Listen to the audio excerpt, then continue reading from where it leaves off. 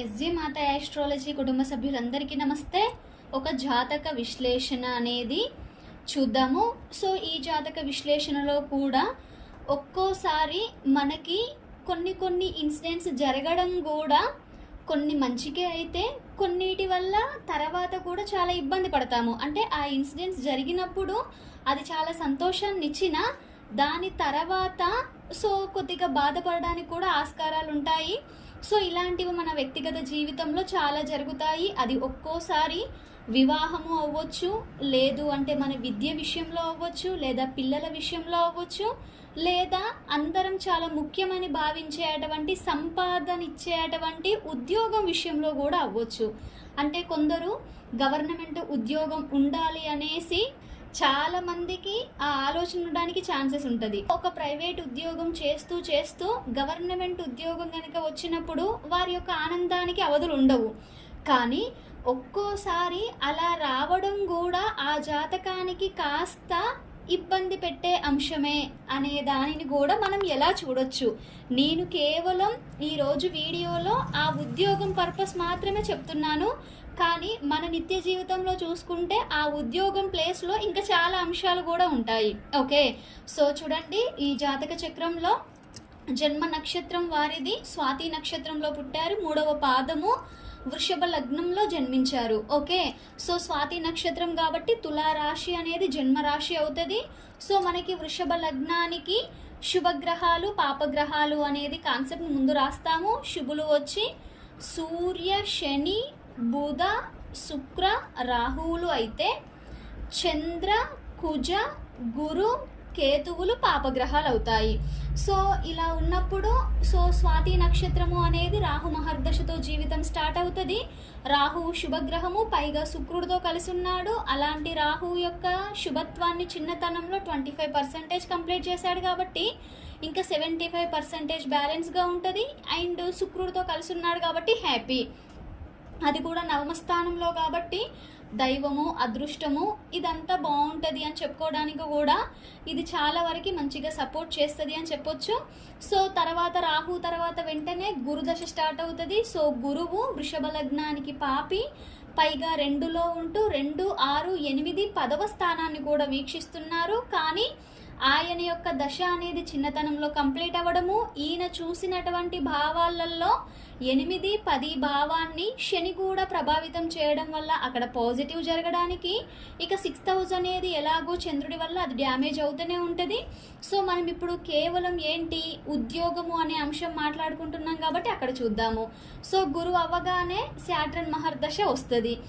ఇక్కడ చూడండి, ఈ వృషభ లగ్నానికి ముందు మనము ఒక గవర్నమెంట్ ఉద్యోగము అనేటువంటి కాన్సెప్ట్ని ఎక్కడైనా ఎలా చూస్తాము?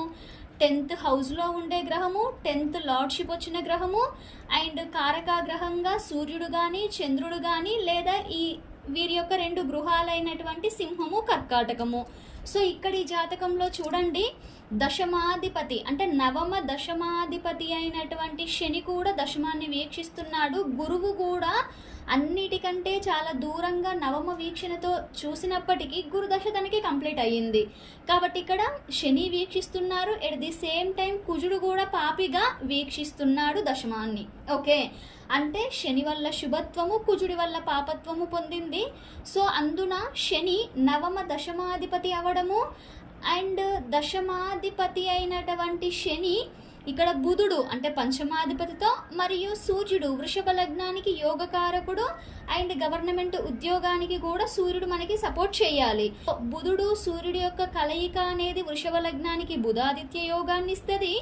ఈ బుధాదిత్య యోగము అనేది 10th లార్డ్తో కూడా కనెక్షన్ ఏర్పడింది కాబట్టి అది ఉద్యోగ విషయంలో గవర్నమెంట్ నుండి సంపాదన తీసుకునే యోగం ఉంది అనేది అర్థము. అందున గురుదశ అయిపోయిన తర్వాత శని వస్తుంది కాబట్టి ఆయా సందర్భంలో ఆయన ఇవ్వడానికి ప్రయత్నాలు చేస్తాడు. ఇక్కడ ఒక దురదృష్టకరమైనటువంటి అంశం ఏంటి అంటే, శని కంటే దూరంగా నుండి కుజుడు చూడడం వలన ఆ దశమ భావాన్ని ఖచ్చితంగా డ్యామేజ్ చేయాలి, ఇబ్బంది పెట్టాలి అని చూస్తాడు. అంటే ఉద్యోగం విషయంలో అసంతృప్తి మరియు సంపాదన విషయంలో అసంతృప్తిని ఇవ్వాలి అని చూస్తాడు. బట్ మనందరికీ ఒక కాంబినేషన్ తెలుసు కదా, నవమాధిపతి ఎప్పుడైతే దశమంలో ఉన్నా, దశమాన్ని చూసినా అదృష్టం చేత, దైవ బలం చేత, తండ్రి బ్లెస్సింగ్స్ వలన లేదా తండ్రి లాంటి వృత్తి ఇలాంటివన్నీ చాలా ఆనందాన్ని ఇచ్చేవిగా అది జీవితంలోకి వచ్చింది ఇక్కడ సూర్యుడి వలన కూడా.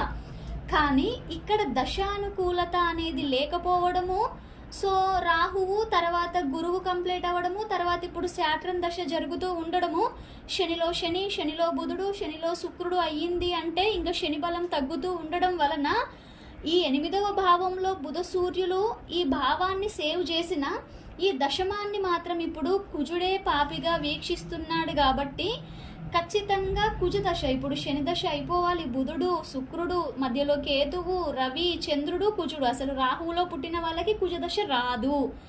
కాబట్టి ఇక్కడ ఏం జరిగింది, వ్యయాధిపత్యం వచ్చినటువంటి కుజుడు కూడా దశమాన్ని చూడడం వలన ఇక్కడ శాట్రన్ వలన గవర్నమెంట్ ఉద్యోగము ఎక్స్పెక్ట్ చేయకుండా అదృష్టవశాత్తు చివరి నిమిషంలో వచ్చిన ఇక్కడ ఏం జరుగుతుంది, ఇంకా శాట్రన్ బలం తగ్గింది కాబట్టి ఈ కుజుడి వలన వ్యయాధిపత్యం, అంటే ఇది నాకు అనవసరంగానే వచ్చింది, అంటే ఇది రావడం వలన నేను ఇంకా చాలా లాస్ అయ్యాను. ఎందుకు అంటే అక్కడ ప్రైవేట్ ఉద్యోగం గనక ఇన్ని రోజులు ముందు వరకు చేసినప్పుడు వచ్చేటువంటి సంపాదన శాలరీ కంటే గవర్నమెంట్ ఉద్యోగం ద్వారా వచ్చే శాలరీ తక్కువ అవ్వడము, అండ్ ఇంక్రిమెంట్స్, ప్రమోషన్స్ ఇవన్నీ కూడా పెరగడానికి ఛాన్స్ లేకుండా కుజుడు చాలా ఇబ్బంది పెడతాడు అనే విషయం ఇక్కడ మనకి స్పష్టంగా అర్థమవుతుంది. ఇలా కాకుండా ఈ జాతకుడు ఏదో చంద్రుని లాస్ట్లో పుట్టుంటే కుజదశ చిన్నప్పుడే అయిపోయి, తర్వాత రాహు అయిపోయి, గురువు అయిపోయిన తర్వాత శనిలో కానీ, గురువులో గురువు అయిన తర్వాత గురువులో శనిలో కానీ ఆ ఉద్యోగం వచ్చి ఉంటే, సో శని మాత్రమే బలంగా అప్పుడు చూసేవారు కాబట్టి ఆ ఉద్యోగం వచ్చినందుకు చాలా ఆనందపడము, అండ్ వెంటనే ఇంక్రిమెంట్స్, ప్రమోషన్స్, సో దీని వలన అసలు ఉద్యోగం వచ్చిన ఆనందము అనేది వాళ్ళకు ఒక సంతృప్తిగా మిగిలిపోయి ఉండేది.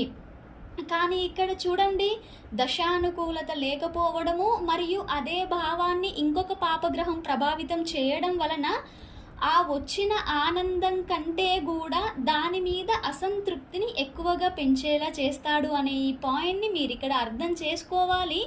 సో ఈ విధంగా మన వ్యక్తిగత జీవితంలో కూడా జరిగేటువంటి అంశాలు, సో ఏ దశ ఏ అంతర్దశల్లో జరుగుతూ ఉన్నాయి, సో ఎలాంటి కాంబినేషన్ అనేది అది ఇస్తుంది అనే దాని మీద ఆధారపడి మన లైఫ్లో దాని వలన, అంటే ఒక దాన్ని పొందడం వలన ఆ పొందిన దాని వలన జీవితాంతం హ్యాపీనెస్ ఉంటుందా, సో ఆ పొందిన దాని వలన ఆ హ్యాపీనెస్ అనేది అప్పటిమందం ఉండేసి సో అది చాలా ఇబ్బంది పెట్టేలా ఉంటుందా అనే అటువంటి విషయాన్ని కూడా మనం ఇలా అర్థం చేసుకోవాల్సి ఉంటుంది.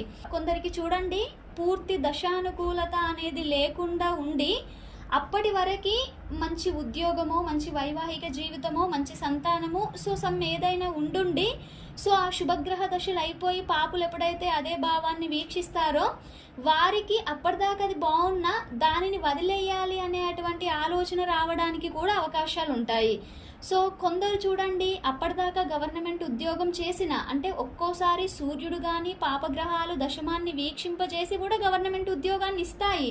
అందులో దొరకని సంతృప్తి వలన కొన్నిసార్లు ఆ పాపగ్రహం యొక్క వీక్షణ అయిపోగానే అదే భావాన్ని శుభగ్రహం వీక్షించడం వలన దానికి రిజైన్ చేసి వారికి అనిపించిన దాని వైపుకి వెళ్ళడం ద్వారా సక్సెస్ అయిన వాళ్ళు కూడా ఉంటారు.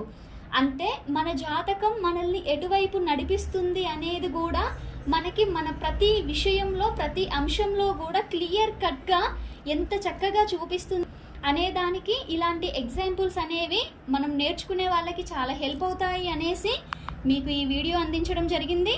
ఓకే అండి.